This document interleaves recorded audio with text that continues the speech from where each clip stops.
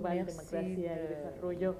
Es como siempre un placer recibirles, en esta ocasión con un tema que resulta relevante e interesante. Muchos de ustedes aquí están familiarizados con el proyecto OHADA en el Caribe, que ha tenido experiencias en otras partes del mundo, y nos complace recibir desde Francia dos expertos que han estado directamente involucrados en el tema y que en el día de hoy vienen a abordar dos temas que a su vez resultan relevantes dentro de esta iniciativa a nivel del Caribe. En ese orden, hoy vamos a recibir y vamos a escuchar al señor Stéphane Fauché, quien es vicepresidente del Instituto Internacional de Derecho a la Expresión y la Inspiración Francesa y director jurídico también del grupo francés Esprit Batignolles.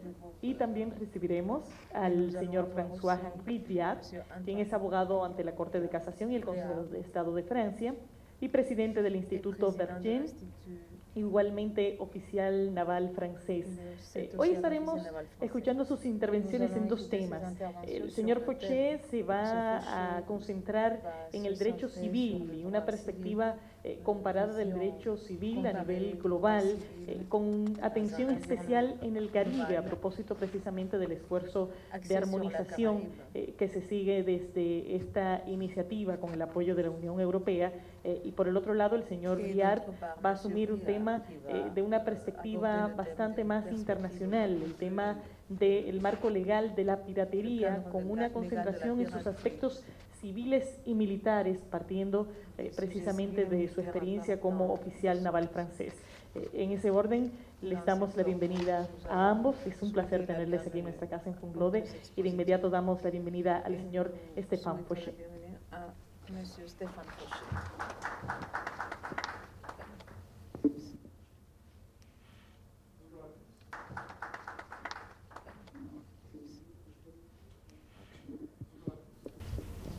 Alors je vais vous parler ce soir de l'évolution du droit civil tel qu'on le perçoit aujourd'hui dans le monde, et notamment de son avenir au travers de la mondialisation. Le droit civil, qu'est-ce que c'est? Le droit civil, c'est une conception intellectuelle qui remonte à 1792, année avant Jésus-Christ. Le droit civil trouve sa source dans le Code d'Hammurabi. C'est dans le Code d'Hammurabi que l'on trouve pour la première fois un ensemble de règles écrites. Et ces règles écrites, ensuite, on va les retrouver de manière régulière dans beaucoup d'organisations sociales, sous l'influence notamment des religions. Et on retrouve de l'écrit sur le fronton des synagogues dans la religion judaïque. On parle également des tables de la loi chez les chrétiens, avec Moïse les portant comme un livre ouvert.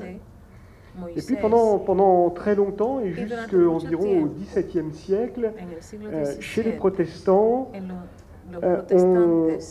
on avait des tables de la loi qui remplaçaient dans les temples la croix des églises. L'objectif de l'ensemble de ces textes avait et ont d'ailleurs toujours une signification sociale et politique, dont l'objectif est d'asseoir l'autorité du souverain. On fait un grand bond dans le temps et on arrive en France en 1804.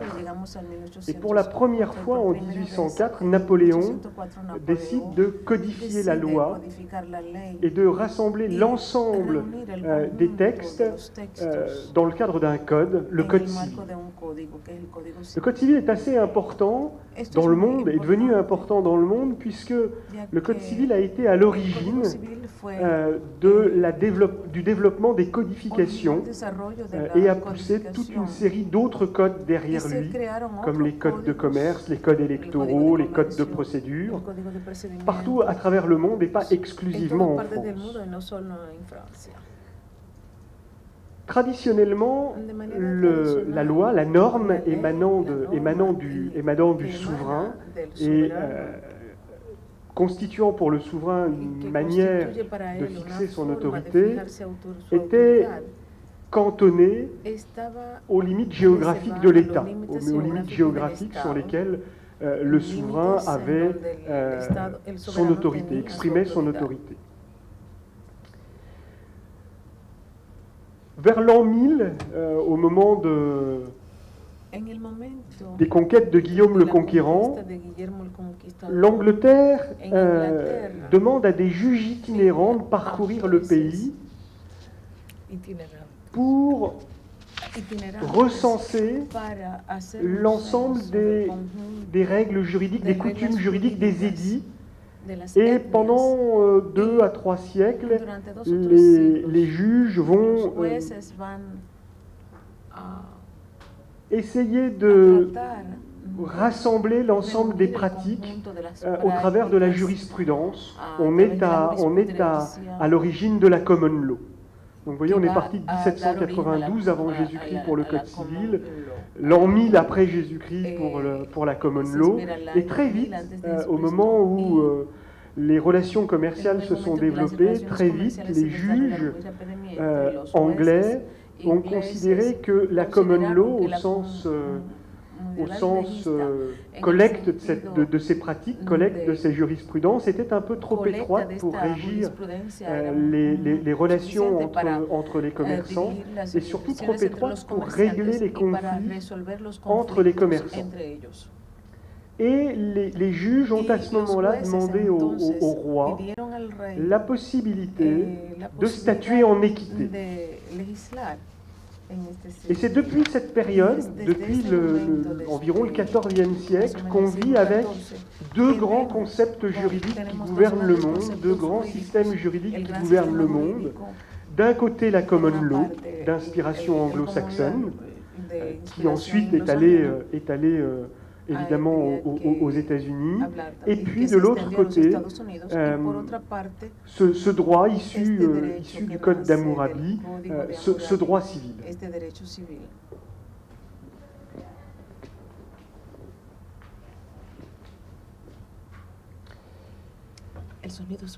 Donc vous voyez, on a bien 2 systèmes. Alors, pour résumer, le système, ce qu'il faut que vous reteniez, c'est que dans le système de droit écrit ou droit civil, il fixe a priori les grands principes qui vont organiser la vie sociale. Alors que la common law, elle, a un principe qui est de régir les situations au cas par cas, avec un objectif premier, qui est d'arrêter et de trouver des solutions. Tout ça a assez bien fonctionné, et depuis une trentaine d'années, on constate que le développement des échanges internationaux, l'internationalisation des risques, et notamment la cybercriminalité, la prostitution, le terrorisme, l'environnement, mais aussi la multiplicité des droits, la complexité des montages contractuels, l'internationalisation des règles en matière financière, et je pense notamment à la loi Sarbanes-Oxley, ont conduit les acteurs publics et privés devant un environnement beaucoup plus compliqué, à essayer de clarifier, d'expliquer, de ramener éventuellement à des environnements métiers la règle juridique en l'expliquant, donc en créant à côté de la norme une forme de loi privée qu'on appelle plus communément la soft law. Le problème de cette soft law, c'est que on a énormément de difficultés à la maîtriser dans l'espace, et on a toujours du mal à savoir si elle s'applique d'autorité, si elle est une règle qui explique ou une règle qui ajoute. Les contours sont relativement difficiles, et cette soft law peut venir effectivement fragiliser la norme, et fragilisant la norme, elle va rendre finalement beaucoup moins de sécurité, puisque vous savez que un des intérêts de la norme, c'est d'être lisible et compréhensible par le citoyen, et à partir du moment où la norme ne devient plus lisible et compréhensible par le citoyen, eh bien elle perd de sa légitimité et les États perdent de leur autorité. Alors vous allez me dire, finalement, face à ce constat un peu dramatique, un peu alarmiste plutôt, pourquoi est-ce qu'on s'acharne à développer la pensée civiliste dans le monde, surtout à un moment où la Banque mondiale, depuis quelques années, apprécie la robustesse des systèmes juridiques, à la capacité et à la réactivité qu'offrent les États pour faire du commerce. Eh bien, pour une raison, en fait, pour une raison très simple. Pour une raison très simple, qui est que la norme juridique dispose dans ses fondamentaux de règles universelles. Dans un récent colloque, le vice-président de l'IDEF, qui s'appelle Barthélémy Mercadal, qui est un professeur de droit, soutenant la thèse de l'IDEF, qui, bien entendu, est la défense du droit civil, disait, en citant Herriot, disait que la culture, c'est ce qui reste quand on a tout oublié. Et il voulait dire par là que finalement, les règles évoluent, les règles changent, les règles s'adaptent, mais restent les principes, restent les valeurs. Los principios, quedan los valores. Il y a quelques années, hace algunos años, je crois que c'était au Brésil, en Brasil, il y a eu un cas dans lequel une personne a attaqué l'État au motif que l'État diffusait dans les réseaux d'eau potable, enfin dans les réseaux d'eau potable, diffusait de l'eau, mais ces réseaux servaient aussi la nuit à transporter des désherbants pour les cultures. Donc cet homme avait été contaminé, gravement malade, et en engageant la responsabilité de l'État a été condamné à réparer le dommage qui lui avait été causé sur un fondement de droit civil, sur un fondement de tout fait, quelqu'un qui cause à autrui un dommage, usted le causa un daño a alguien, par lequel il est arrivé à réparer. Donc on est sur un fondement de droit civil, estamos ante un fundamento de derecho civil que uno se encuentra que le Brésil avait, j'allais dire, dans ses gènes. Donc on a bien au-delà de la règle, au-delà de la norme, on a bien en partage des valeurs. Et c'est ça qu'il ne faut certainement pas oublier, c'est que cette lisibilité que peuvent avoir les valeurs va être assez structurante dans l'organisation sociale de demain. Alors la règle, elle a également un autre environnement, c'est la territorialité de cette règle. Et on a dit pendant très longtemps que, c'est ce que je vous expliquais au début de mon intervention, on a dit pendant très longtemps que l'autorité de la règle s'exprimait dans les limites du territoire. Et vous voyez très bien qu'à partir du moment où la notion de territoire se déconnecte de la notion d'applicabilité de la règle, on est très mal à l'aise avec le droit civil.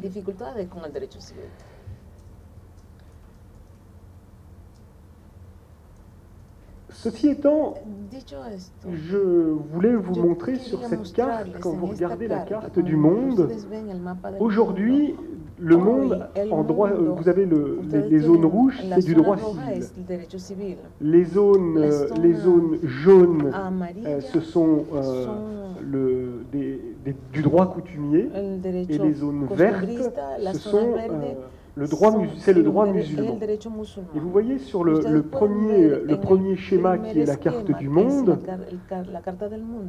il y a quand même une forte dominance dans le monde entier, y compris en Chine, une forte dominance de l'impact du droit civil. Et même dans les pays nord-africains, lorsque l'on parle de droit et éventuellement de droit coutumier, on voit que c'est du droit coutumier ou du droit musulman qui vient tempérer, moduler, adapter le droit civil. Mais on est quand même, sur ce que je vous exprimais tout à l'heure, sur une base de valeurs partagées, de valeurs communes.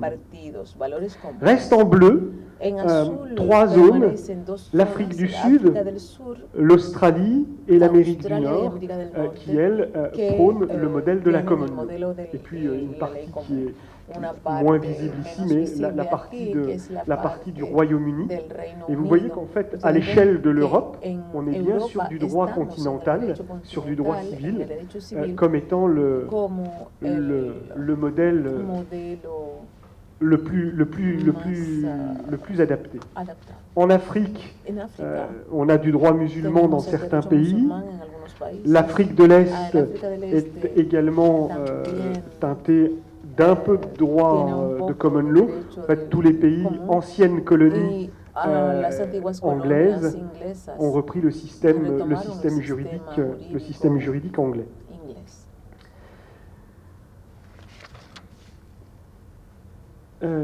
L'autre élément, c'est que sur la zone Caraïbe, voyez, la zone Caraïbe, on est, j'ai compté à peu près dans la zone Caraïbe une quarantaine d'États, environ 250 millions d'habitants et une zone qui doit couvrir autour de, je crois, 200 000 km². Je dis une bêtise ou pas? Peut-être un peu plus. Oui, c'est ça, un peu moins. Autour de 200 000 km². Et dans cette zone-là, où on retrouve notre quarantaine d'États, on a bien une dominante de Cuba et de la République dominicaine et de Haïti, qui, eux, sont des États soumis au droit civil. Dans le dernier rapport Doing Business 2012 de la Banque mondiale, j'ai relevé que ils ont analysé, je crois, 183 États dans leur capacité à faire aisément du business.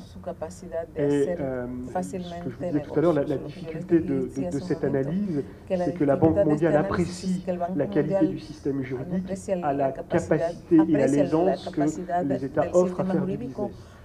Le Tchad est le 183e, donc c'est le pays le moins bien placé dans la qualité des règles juridiques. Les États-Unis sont 4e, Singapour est le premier État, la France doit être au 20e ou au 25e rang, Haïti, je vous l'ai dit, Haïti est au 120e rang, je crois. Et la République dominicaine doit être au 99e rang.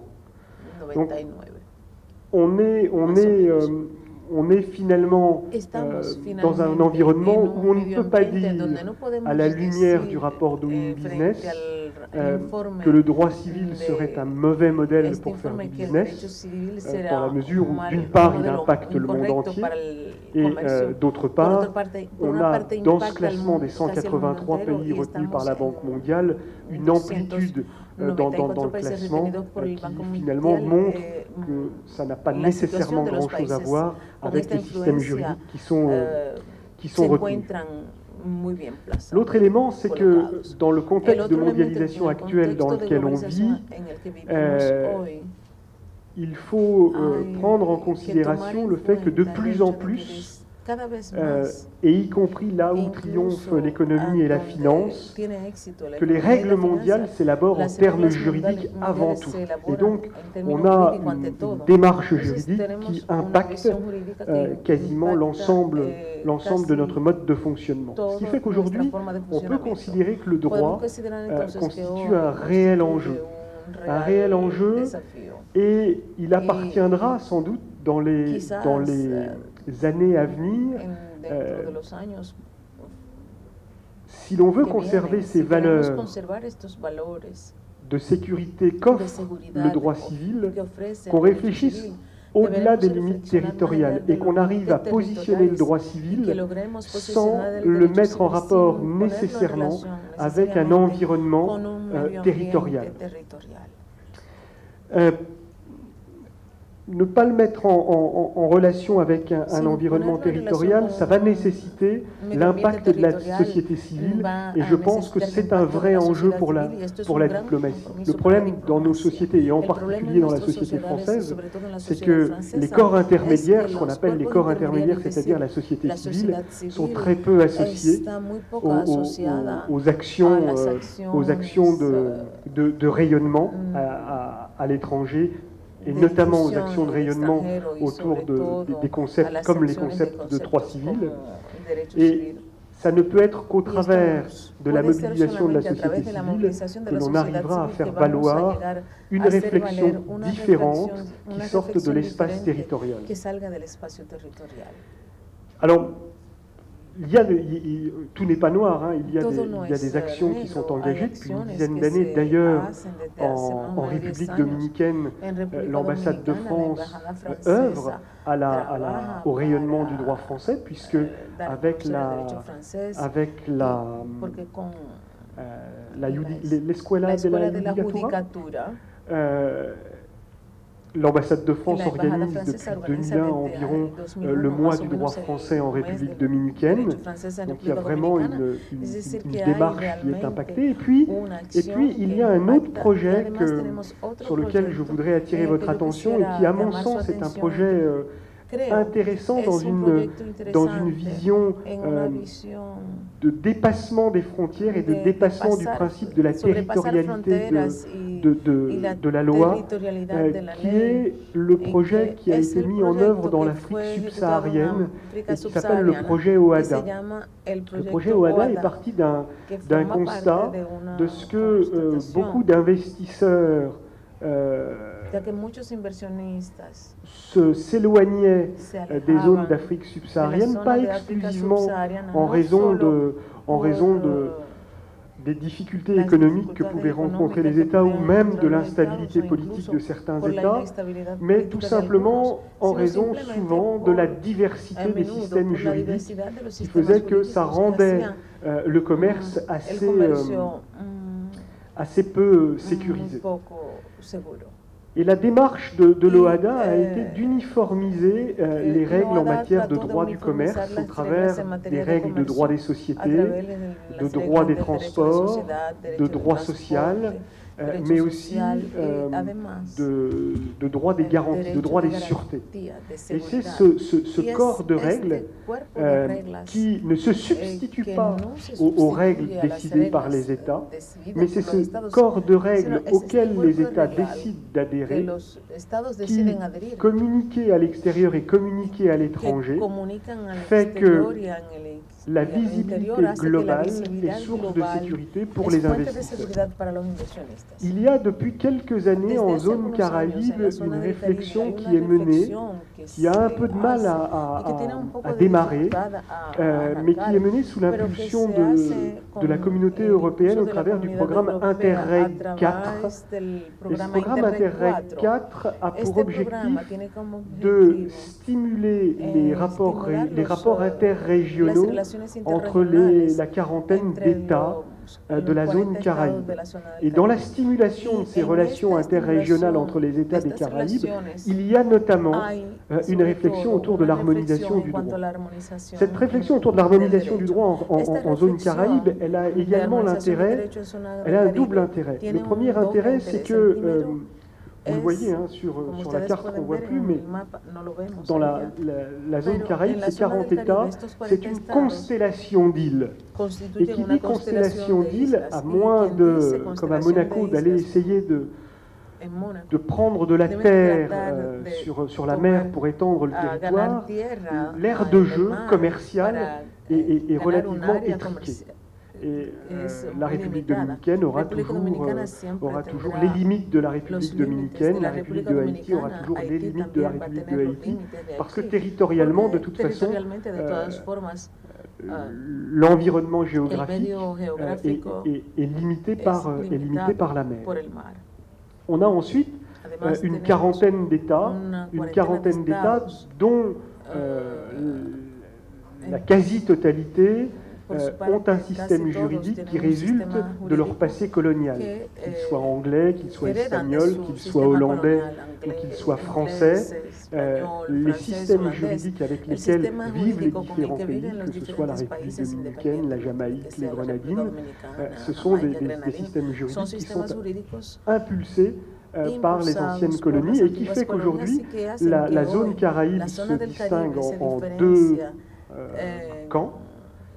Les pays d'influence anglo-saxonne qui ont opté pour le système de common law et les pays d'influence française ou espagnole qui ont opté pour les règles de droit civil. Et on voit bien qu'il va y avoir une vraie difficulté dans l'harmonisation ou l'uniformisation d'un droit compte tenu de la variété des systèmes juridiques, ce qui n'a pas connu l'Afrique subsaharienne, puisque en Afrique subsaharienne, les droits étaient plutôt d'origine, à quelques exceptions près, mais ils étaient plutôt d'origine civiliste. Là, la variété des droits va rendre beaucoup plus complexe l'uniformisation, mais on le voit éventuellement entre Cuba et la République dominicaine et la République de Haïti.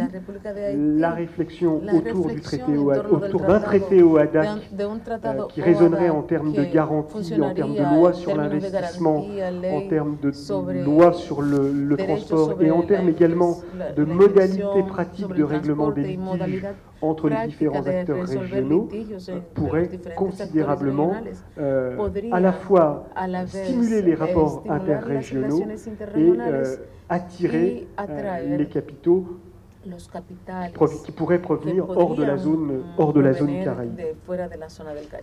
Donc ce projet OHADAC est à mon sens voué à un avenir quasi inéluctable, faute pour le régime du droit civil de mourir par étouffement de la territorialité. Y el régimen civil quizás moriría por los problemas de territorialidad. Y yo diría que todo lo que uno puede hacer es hacer mentir el proverbio que dice que es mejor construir muros que edificar puentes. Les agradezco su atención.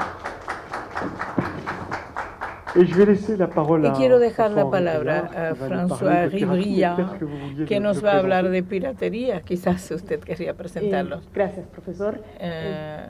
Las preguntas que me imagino que puede haber algunas les questions, acumulamos para el final qu'il pourrait avoir quelques-unes. On va les cumuler pour écouter en premier le professeur Briand qui va aborder, tel que l'on a dit, en principe une perspective civile et militaire du cadre régulateur de la piraterie. Bien, merci beaucoup. Muchas gracias. Decimos en Francia que las barrigas con hambre no tienen orejas. Es quizás un poco tarde para que les hable de piratería. Ya son las 8, es viernes en la noche. Puedo explicarle naturalmente la problemática de la piratería. ¿Tenemos cuánto tiempo? Madame. ¿Cuánto tiempo tenemos? Il est 20h. Son las 8. 30 minutes, oui. Mais je serai plus bref parce qu'on a tous envie. Yo seré más breve porque todos tenemos deseo de terminar esta semana. Écoutez, alors je suis venu ici avec Stéphane Fauché, avec une double función, puisque ya que yo participo en esta misión a la vez como jurista. Je suis dans mon pays avocat soy en mi país abogado del Consejo de Estado y de la Corte de Casación, soy igualmente oficial de la Marina, y pensaba que era interesante para su país conocer la acción de Francia en materia de lucha contra la piratería marítima. La piratería en el Caribe es una historia vieja. Ustedes conocen pero para el mundo contemporáneo la piratería es un asunto relativamente nuevo, porque solamente a partir del inicio de los años 2000 que constatamos un aumento considerable de actos de piratería marítima en el mundo. Alors, en principe, voilà,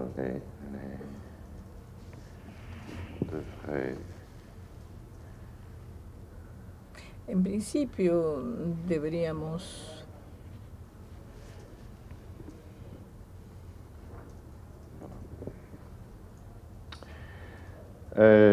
alors, je voulais vous dire au préalable que la France a une action particulière en materia de piratería marítima en razón de la importancia que reviste para la vida nacional nuestra, la Marina. Bon, la France es una nación marítima. Tenemos el segundo espacio marítimo mundial con 11 millones de kilómetros cuadrados. Segundo espacio marítimo después de Estados Unidos. Tenemos la segunda flota de guerra del mundo en términos de capacidad, en términos de tonelajes, la quinta, y en términos de capacidad es la segunda del mundo. Tenemos en particular a la vez navíos de superficie, portaaviones nucleares y evidentemente una fuerza submarina que tiene submarinos nucleares, lanzadores de misiles. Y lo que ustedes, como ustedes saben, es una tecnología dominada solamente por dos países, los Estados Unidos y Francia. Los ingleses se apoyan en un plano tecnológico de los americanos. Tenemos 45.000 agentes civiles y militares que trabajan para la Marina. Y como ven ustedes las grandes cifras, 180 navíos, 470.000 toneladas, un presupuesto de más o menos 5 millardos de dólares por año. La Marina porta valores y tradiciones de nuestro país. Voilà, un sous-marin nucléaire, lanceur d'engins. Alors, cette action contre la piraterie maritime s'inscrit dans ce que l'on appelle l'action de l'État en mer. Pourquoi l'État doit-il être présent en mer? Parce que les océans doivent être surveillés et il appartient à la marine de réaliser un certain nombre de missions que vous voyez ici: protéger les ressources naturelles et la pêche, lutter contre les trafics de stupéfiants, lutter contre la pollution volontaire ou accidentelle, lutter contre l'immigration clandestine, le trafic d'armes, l'assistance aux populations. La marine était présente à Haïti. Au moment du tremblement de terre, nous avons envoyé un personnel important et soigné également un certain nombre de blessés.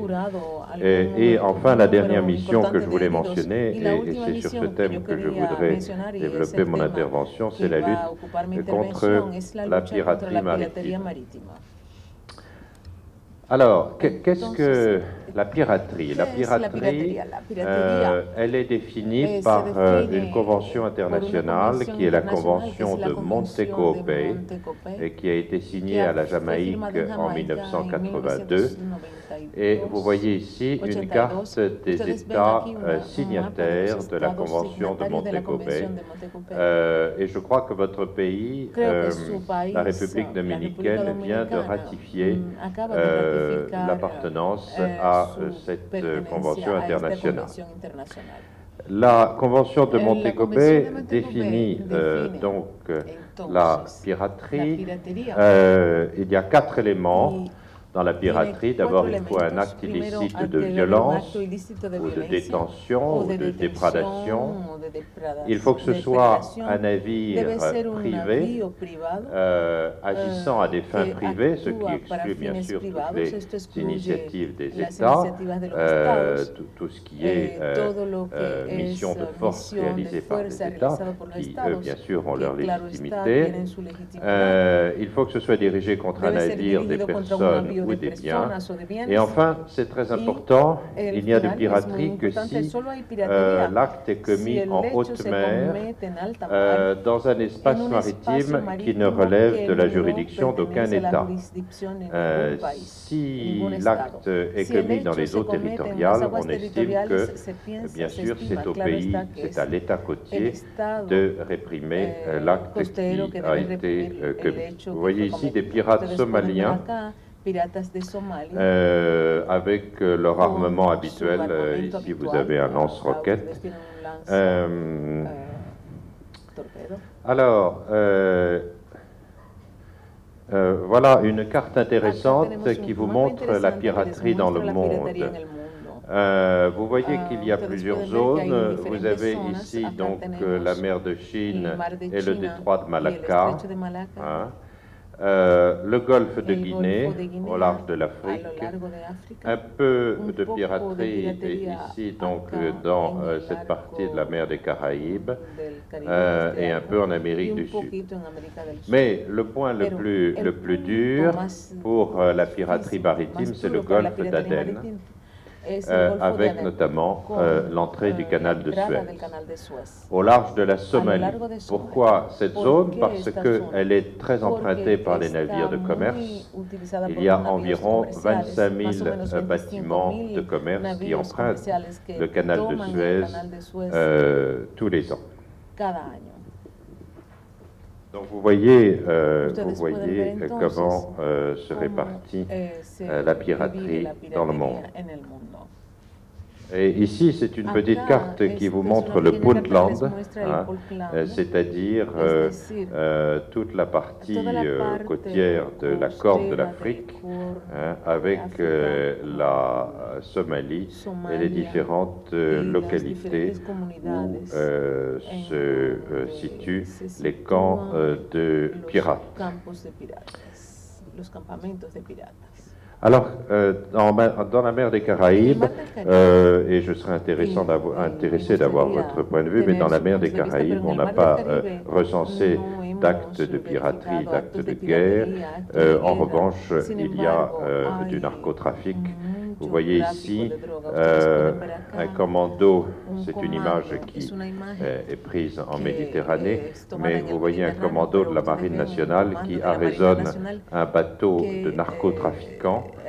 Ces bateaux utilisés par les pirates sont très typiques, on les appelle des go fast. Ce sont des bateaux très puissants, très rapides, qui peuvent transporter donc une cargaison de trafic de stupéfiants. Alors, qui sont les pirates? Qui sont les pirates? Là, vous voyez un pirate somalien qui a été arraisonné, et un petit livre sur les pirates de Somalie. On estime actuellement à 2000 personnes le nombre de pirates dans la région du golfe d'Aden. C'est un mouvement qui n'est pas structuré de façon hiérarchique. Ce sont souvent des clans, des bandes organisées, mais qui peuvent avoir des accords entre eux. Il y a tout un système de financement de la piraterie, parce qu'il faut évidemment acheter les armes. Les pirates sont assez lourdement armés, avec avec des fusils d'assaut et des lance-roquettes. Et il y a un mode de recrutement des jeunes. Pour un jeune Somalien, s'en sortir, c'est souvent intégrer une de ces milices de piraterie pour pouvoir survivre. Alors,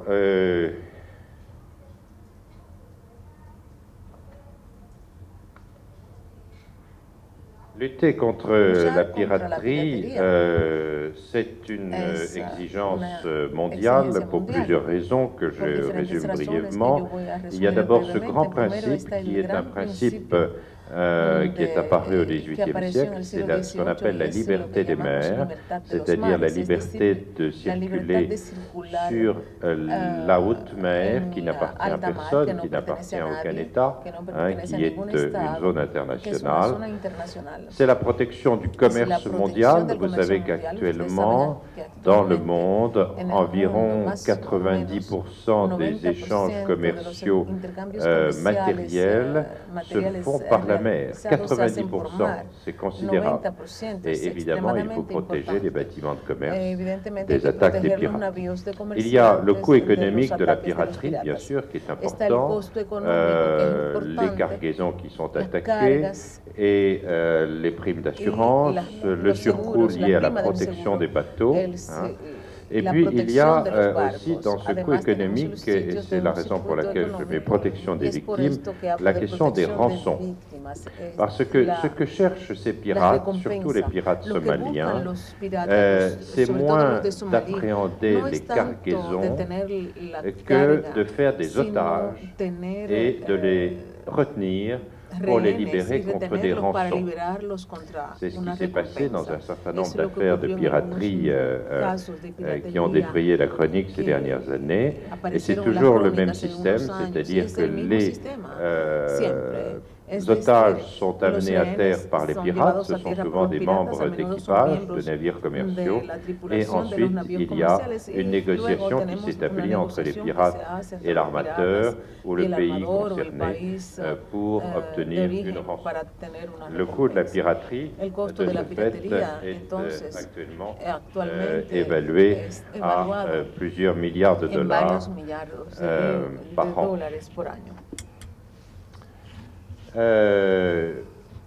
Alors, quels sont les moyens de lutter contre la piraterie? Il y a des moyens civils et des moyens militaires.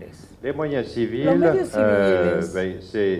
vous voyez ici une séance d'entraînement, c'est bien sûr d'organiser sur les bateaux une défense armée et les armateurs ont recours à des sociétés militaires privées qui assurent la défense des bâtiments, qui représentent un coût important. C'est un phénomène qui se développe beaucoup en ce moment. Il y a des dispositifs techniques comme la citadelle. La citadelle consiste à installer sur le bâtiment commercial, sur les bâtiments de commerce, une espèce de bunker dans lequel l'équipage pourra se réfugier en cas d'attaque, restant sur le pont, quedándose en el puente solamente algunos hombres, el comandante muy a menudo, quienes van a asegurar en la medida de lo posible la defensa del barco y a comunicarse con el exterior por medios electrónicos habituales.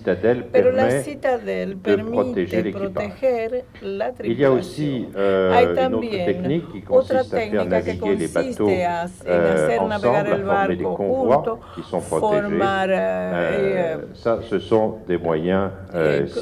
unas líneas de navegación que les ayuda a proteger, montando convoyes.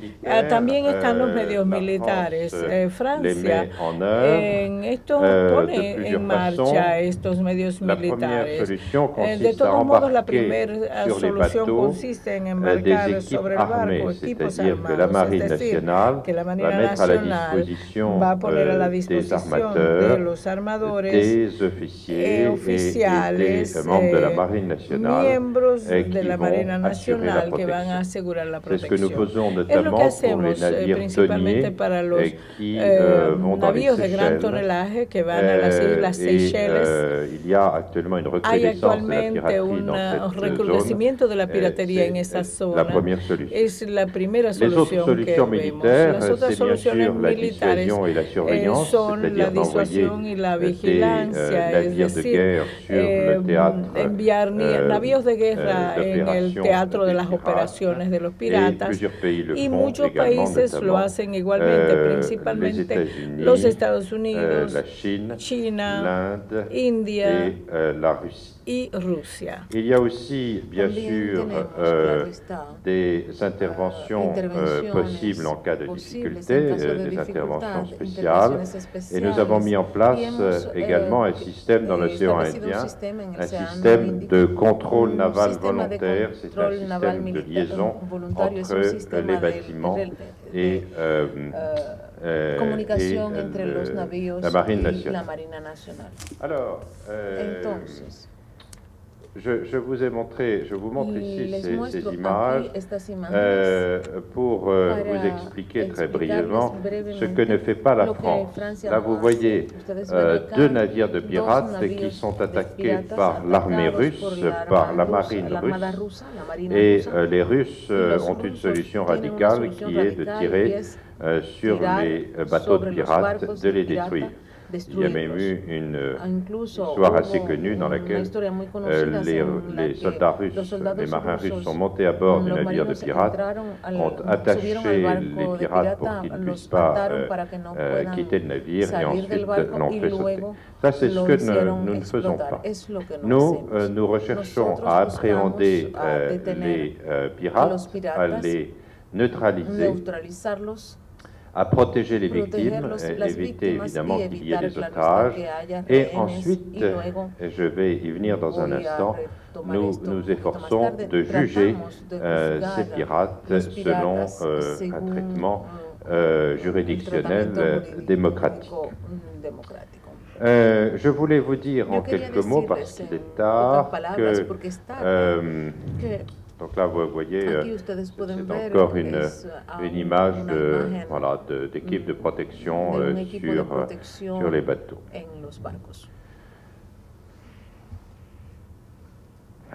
Alors, je voulais vous dire qu'il y a, très brièvement, une coordination internationale en matière de piraterie. Il y en a 3. Il y a les Nations Unies. Il y a eu plusieurs résolutions qui ont été votées par le Conseil de sécurité. Vous savez que la France est membre permanent du Conseil de sécurité et elle a été, avec les États-Unis, à l'initiative du vote de plusieurs résolutions qui ont permis des actions onusiennes. Il y a l'Organisation maritime internationale qui est à Londres, qui réalise aussi un certain nombre de missions de coordination et d'instruction. Et puis, il y a l'Union européenne qui a mis en œuvre une opération militaire assez ambitieuse et qui s'appelle Atalanta. Atalanta, oui, là je reviendrai tout à l'heure à cette affaire. Atalanta, donc, c'est une mission militaire qui est composée de 1800 agents et qui opère essentiellement dans le golfe d'Aden et la mer Rouge et qui est essentiellement vouée à la lutte contre la piraterie. Il y a une dizaine de pays de l'Union européenne qui contribuent à cette activité de protection. Nous essayons également actuellement de mettre en place une opération qui porte le nom de Nestor. Nestor, c'est une initiative de l'Union européenne pour renforcer les capacités juridiques et de surveillance côtière des États qui sont victimes, qui sont proches des actes de piraterie. Mais pour l'instant, c'est encore un projet parce que il faut évidemment l'accord des États concernés. Là, vous voyez la transmission du commandement d'Atalanta à un amiral français. C'est la France qui commande Atalanta depuis le mois d'avril jusqu'au mois d'août 2012.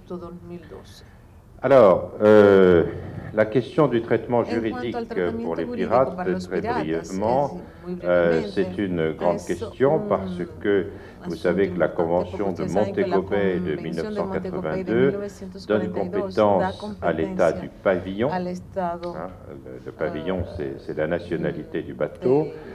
Et en fait, il se trouve que très souvent, ces États ne veulent pas intervenir dans les actes de piraterie.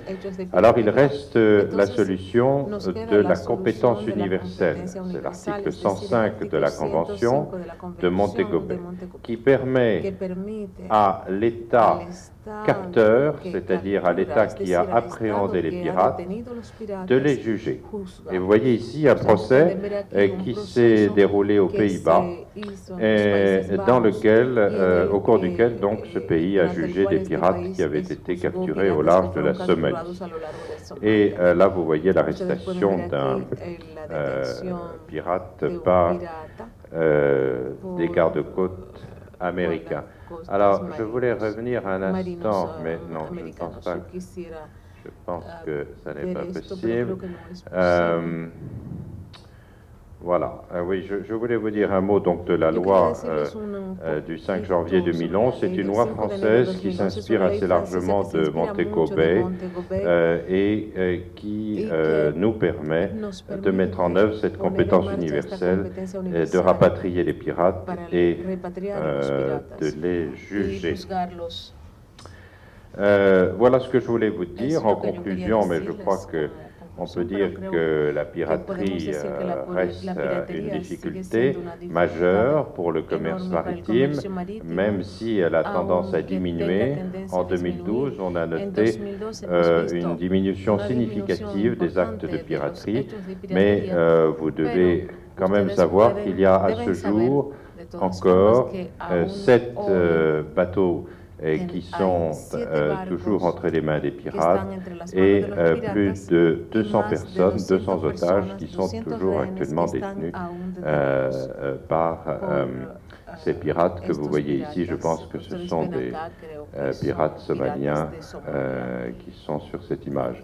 Alors, évidemment, la solution, vous l'avez compris, c'est la coopération internationale, bien sûr, puisque beaucoup d'États sont concernés, mais c'est aussi le traitement du cas spécifique de la Somalie.